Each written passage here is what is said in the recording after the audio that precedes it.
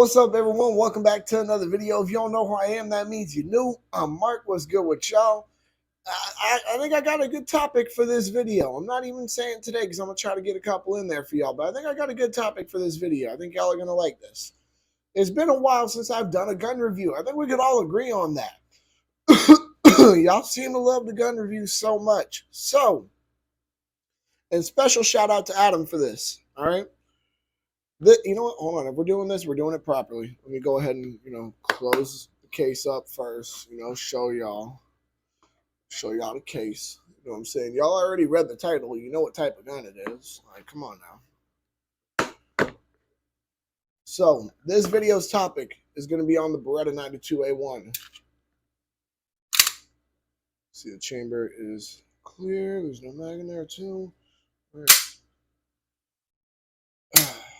Absolutely love this thing.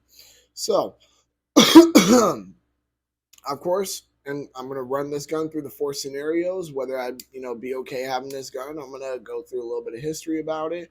I'm actually going to show y'all how to do a quick takedown on it, because I'll be honest, this is one of my most favorite guns to take down. I love it.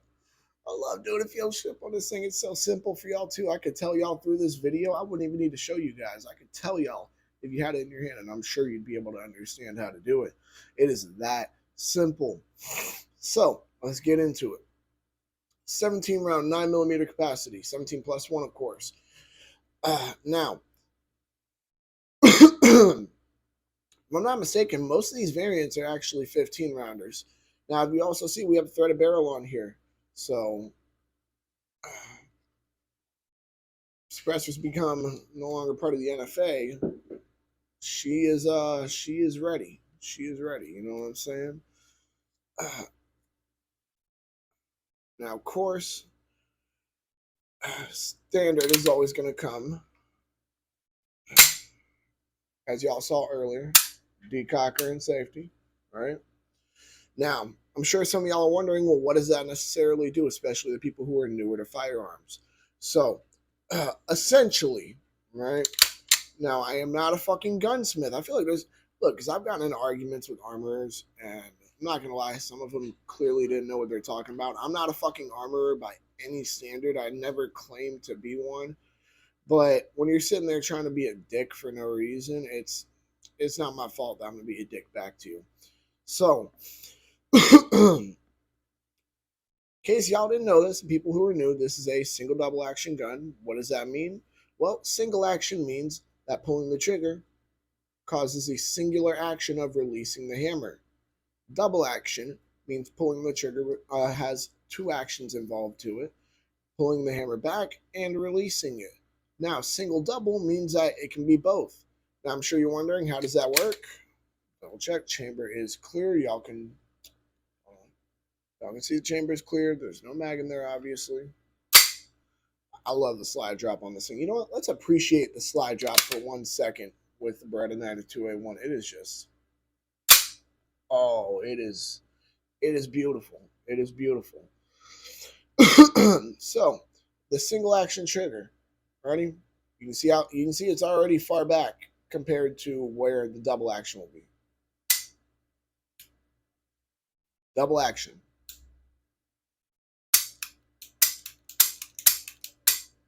Much heavier, much longer.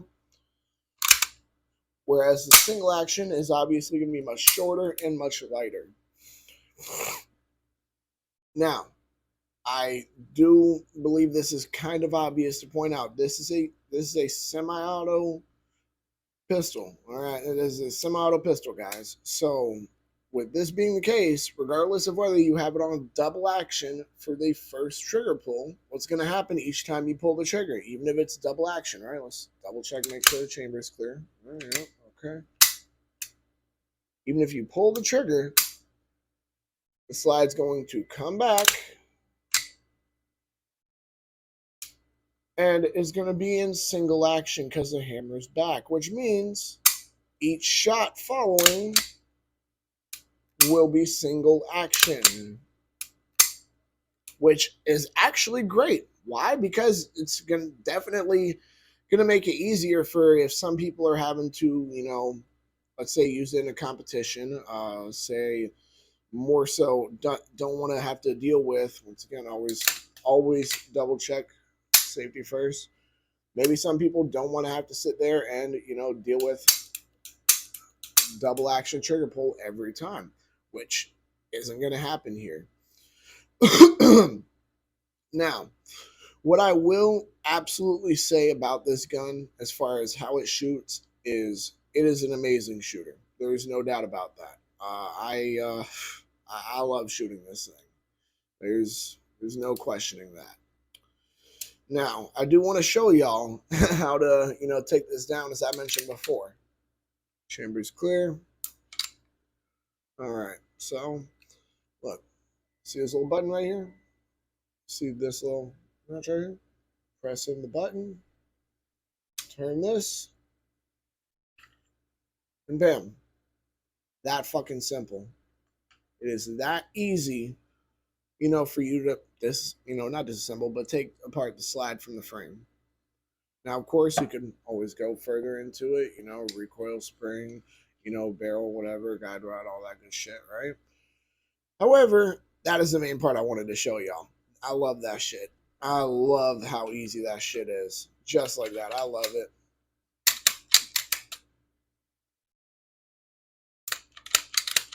Nice. All right. So, have I shot this gun before? Of course I have, many times. As I said before, not my gun, Adam's gun. Big shout out to him for this. We're going to go ahead and run it through all 4 situations real quick. Home defense. Oh, wait. Real quick, another thing I forgot to mention on it. Of course, we got some rails. You know what I'm saying? For light. You know how it is. You know what I'm saying? So, let's go ahead and run it through all 4 situations. Home defense. It's funny that, I'm using this gun in this situation because this used to be Adam's home defense gun. He used to have a round chambered in it, and then just, I don't know if he'd decock it or just keep the safety on, but one of the two. So, I think 17 rounds of 9mm, you can throw a light on it. You got a threaded barrel already for it, so you can put a can on it, get some subsonic ammo if you really want to protect your hearing. Although I'll be honest, that shouldn't be your biggest concern in a life-threatening situation, is your hearing after the fact. But whatever. I believe this will be a solid, great gun for home defense. Great gun. The capacity is good. The size is good. The weight of it is good. It's a great shooter. Pretty safe. Like very safe gun. So I'm not gonna lie. I definitely would say yeah for this. Let's go ahead and move it to concealed carry. I have seen, not a lot of people, but some people concealed carry their 92A1s or any other variant realistically. And each time they always tell me it's just a bit heavy for me. That's it. That's all they say, is that they love it. They love the capacity. They love how the gun shoots, everything about it. Other than that, in a concealed carry situation, it is just a bit heavy, which, it is. Yeah, for a gun that you're trying to, use the concealed carry, one, is full size. Two, it's not exactly as light as a Glock. You know what I mean? Uh, so I I would say, would it work? Yes. However, the weight just wouldn't make it the most comfortable, in my opinion. So I would say, yeah, it would work, but I'm not recommending it. I'm not I'm not saying you shouldn't if that's all you got, but I'm not recommending it. So let's go ahead and sit here, and always got to add one more just because. All right. So we had home defense, concealed carry. So far it's passed decently with flying colors. It's looking pretty good. Look, it's a fucking dope gun. I'm sure y'all can agree. I actually didn't go into the history with y'all a little bit. Just the couple of points of history that I really wanted to make. Is that the design for the I think it was the M9 variant overall was made in 75, but then they started being produced in 76. I know those years are accurate. I'm gonna sit there and argue this. I know they're accurate. I went and looked this up.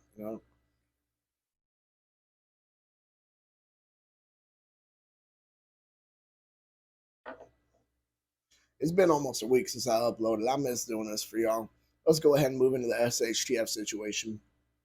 Now, as far as capacity goes, caliber go, all that, it would be solid.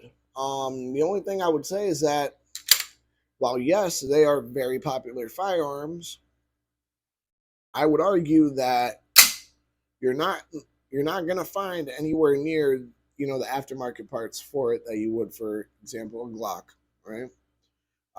Chances of you finding any parts, if needed, overall in SHTF situation for your gun are slim to none. But it's not going to be the most likely you find parts for your Beretta 92A1. Just saying. Now, once again, not shit talking this gun. Absolutely love this gun. But other than that, I'll be honest. Other than just the parts, it would be pretty good. Yeah, yeah. If you stocked up on parts, prior to shit hitting the fan, then yeah, I could see this being, solid choice. Not a problem. Let's go ahead and go on to, the fourth category. And I'm sure some of y'all are like, wait a minute, most of your videos have three categories. Why do you have four? A couple of videos ago, I decided to implement a new category that was suggested to me by one of the commenters down below, one of y'all wonderful people. And he simply said, well, I think you should add another one. What about a wilderness defense, or essentially defense from an animal? You never know where you're going to be, what you need, And he made a good point. Now, let's say we're talking against like a bear or something, right? Larger animal. Just because of the capacity, I mean, of course, you can get some, you can get some buffalo boar ammo, and what I'm saying, you can get them plus P pluses, dog. And yeah, that might be helpful. However, we're gonna talk about just your standard ammunition because that's most likely what you're gonna have. Now, if you have different, good for you. But we're talking about the standard. So I don't think it'd be the best. I mean, the capacity would be solid, but overall, the caliber wouldn't be too helpful in that situation. It's just not that powerful of a caliber for a bear. You know what I mean? Now, if we're talking like, and I'll be honest with y'all, the most common attacks that happen, at least where I'm at, are no shit dog attacks. People just, they'll beat the shit out of their dogs. They'll let their dogs go out with no leash. They'll do whatever. Their dog will sit there and get aggressive with another dog or a person. Happens all the fucking time. All the damn time. Now, of course, we got, of course, in our country, we got bear attacks. We got things like that. However, down here, we mainly just got, in Florida, we got dog attacks. We got alligator attacks. I'll go over that too.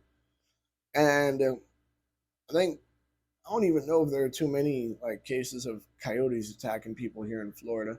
I don't even remember them, any cases of that happening. I remember them, eating people's dogs.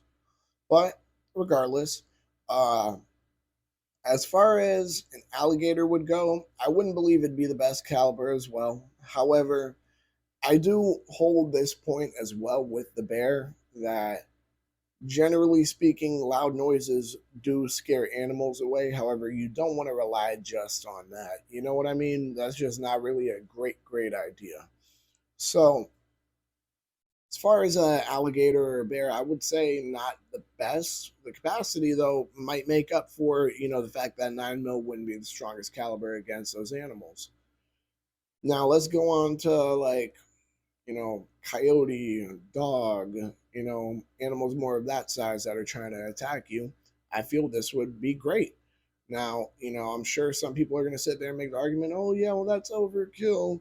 I shot a dog once in the leg with a 22 LR, and that dog, just spun around, did 28 million flips in the air, and then died right then. And I didn't have to worry about anything. As a matter of fact, the bullet hitting the dog hurt the dog so bad, it actually healed me. Like, they're going to, you know what I mean? They're going to have some crazy fucking story. to say why 9mm would be overkill in that situation. If it's an animal that's trying to really attack you, I hate to break this to you guys. Most animals that are trying to hurt you, they don't stop most of the time. They're not going to stop. It's a fight for your life. It is a fight for your life. So I believe it would be decently good, regardless of the capacity. We could even go with the capacity of like the G2C, and I would still make the argument that it would be good. So as far as that would go, I would say yes. I would say most of these nature defense or animal defense situations I've been thinking of, they've been kind of iffy. Of course it varies on the animal, the caliber, a bunch of different things. You know what I mean? Where you are, all of that. If y'all want to, it'd actually be dope if y'all sit there and comment where you're from, and realistically what wilderness defense situations happen most where you're from. As I said, here generally, we're not wilderness, but animal defense, whatever you want to say. Here generally, it's been dogs, alligators, uh, coyotes. We don't got bears here like that. So, I'm trying to think. I mean, I guess there's some crazy fucking cats, but I'll be honest, an animal that small, you could field goal realistically, so you wouldn't need a gun. That probably would be overkill, but that's neither here nor there. So those are all four situations for you. As I said before, with home defense, concealed carry. Home defense is a astounding yes. Concealed carry is yes, it can do the job. However, the weight will make it a bit uncomfortable. There is no doubt about that. SHTF, if you have the parts already or your gun is in great condition and it's just not gonna fuck up, there's no it is just not happening. It's just not meant to happen for your gun to fuck up. Yeah, by all means, go right ahead. It's a great gun, got great capacity, solid caliber. So that's not a problem. Got a rail on it, you got a fucking threaded barrel. Come on, you quit playing with me. Single, double, you know what I'm saying? Fucking dog. Jesus. Oh my god. Look, y'all just saw me. Y'all just saw my heart drop to my ass right there. This fucking dog. Always does some shit. Heard a fucking loud thud in there. And then I heard something shaking. I'm like, what the fuck is that? Turn my head. And it was just her. This fucking bitch. Sorry, y'all. Let me regain, some level of not fucking ready to just jump up and go handle some shit.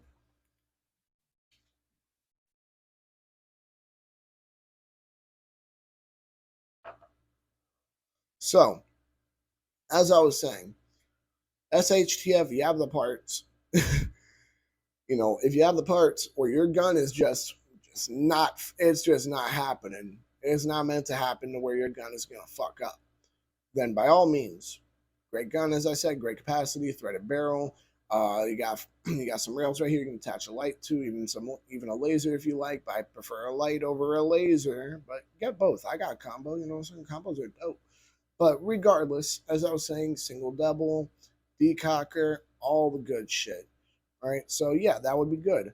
As far as a as far as a animal defense or wilderness defense situation, you're gonna notice in a lot of those that I brought up, it always just varies.